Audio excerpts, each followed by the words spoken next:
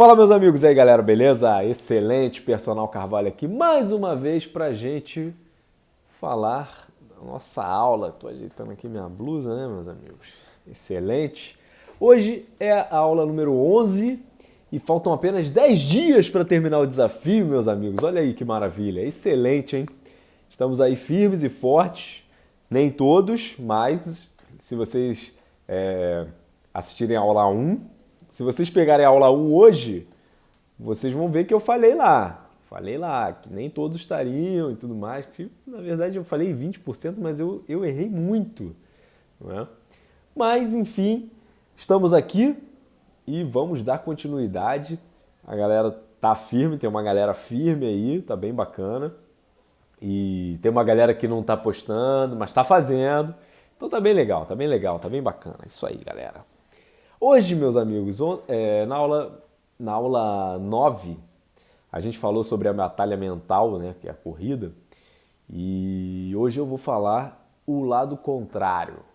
A batalha mental é aquela coisa, é a sua mente que fica tentando te dissuadir da ideia, né, dissuadir da ideia de você correr, de você praticar exercício, tentando te desvirtuar do caminho do exercício, tirar do foco e ficar mandando você fazer outra coisa e tudo mais. E aí quando a gente não controla, quando a gente não tem controle sobre a nossa mente, aí a gente acaba cedendo, não é?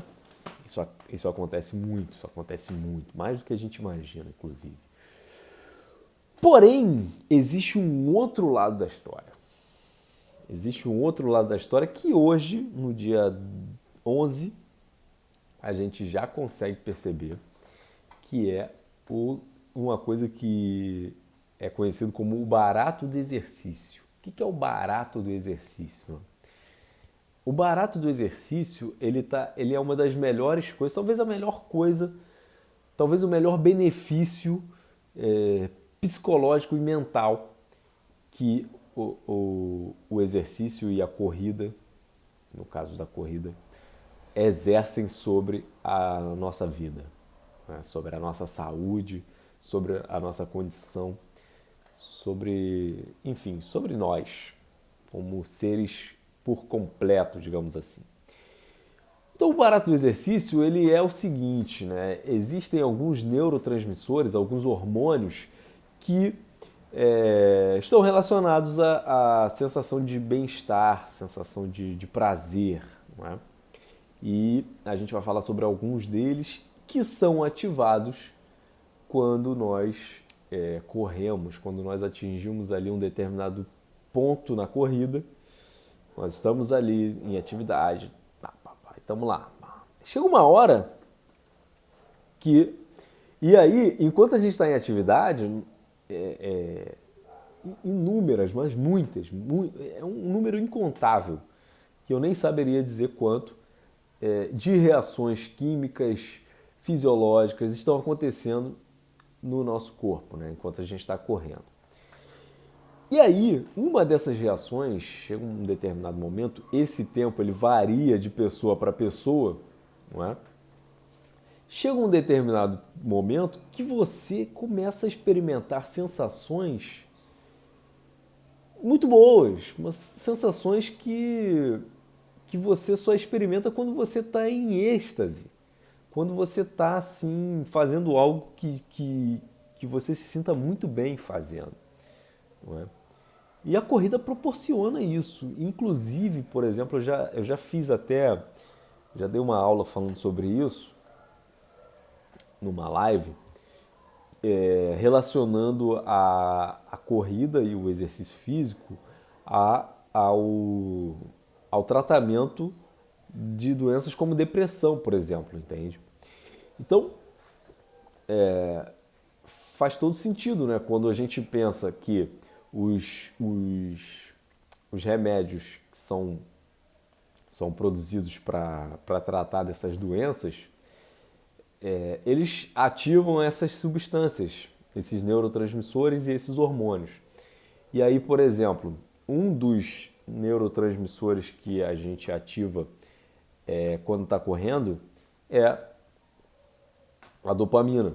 A dopamina, ela tá ligada à sensação de prazer e a gente tem alguns mecanismos, algumas formas de ativar para fazer com que se ative a dopamina no nosso organismo, né? Algumas delas são, por exemplo, quando a gente come, quando a gente se alimenta, né? A gente sente aquela sensação de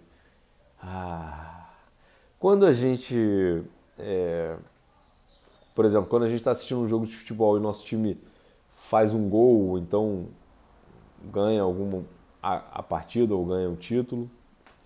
Quando a gente está disputando alguma coisa, né? Quando nós mesmos estamos disputando, por exemplo, se o seu filho está lá, você coloca seu filho no futebol, na natação, ele vai lá e vence o jogo, vence a prova, cara, isso aí é... Ou na escola, né? Quando você vai lá assistir uma apresentação dele, aquilo ali é um negócio bem bacana. E também tem relações sexuais, não é? E quando a gente pratica exercícios físicos, por exemplo. Só que existem outras formas, por exemplo, de formas ilícitas, não é? Por exemplo, a drogas ilícitas, a própria pornografia também, ela eleva aí os níveis de dopamina. Só que a dopamina, ela tá bem ligada também a essa questão do vício, né? Então a gente precisa ter um certo cuidado com relação a isso, porque, por exemplo, o mesmo mecanismo que faz produzir dopamina ao se utilizar de drogas ilícitas é o mesmo mecanismo que faz quando a gente come doce, por exemplo. Mas tem gente que... Eu, por exemplo, eu gosto muito de doce, então mais ou menos o mesmo mecanismo, só que a potência de ativação é muito maior quando se usa drogas ilícitas. Beleza? E aí, o que o exercício... Além disso, o exercício ele também tem...